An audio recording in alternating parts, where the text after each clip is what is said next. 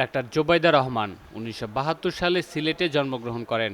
Mrs রহমানের পিতা মাহবুব আলী নৌবাহিনীর তৃতীয় প্রধান ছিলেন। হয়েছিলেন সাবেক প্রধানমন্ত্রী এরশাদ সরকারের। কৃষি ও যোগাযোগ মন্ত্রণালয়ের দায়িত্ব পালন করেন মাহবুব আলী। জোবাইদা রহমানের চাচা ছিলেন জেনারেল এম.এ.জি. ওসমানী, যিনি মুক্তিযুদ্ধকালীন বাহিনীর সর্বাধিনায়ক। জোবাইদা রহমানের কাজিন হলেন বিশেষ দূত আইরিন খান। জোবাইদা রহমান ঢাকা মেডিকেল কলেজ থেকে এমবিবিএস সম্পন্ন করেন। ১৯৯৫ সালে বিসিএস স্বাস্থ্যসেবা ক্যাডারে যোগ দেন। জোবাইদা রহমান ১৯৯৩ সালে তারেক জিয়াকে বিবাহ করেন। ২০০৮ সালে তারেক রহমানকে প্যারোলে মুক্তি দিয়ে লন্ডনে পাঠিয়ে দেয় তৎকালীন সরকার। সে সময় জোবাইদা রহমান স্বামীর সাথে লন্ডনে গিয়ে সেখানেই অবস্থান করছেন। পরে ছুটি মঞ্জুর না করে জোবাইদা রহমানকে চাকরি থেকে বাদ দেয় শেখ হাসিনা সরকার। দুর্নীতির মামলাও দেওয়া হয় জোবাইদার বিরুদ্ধে।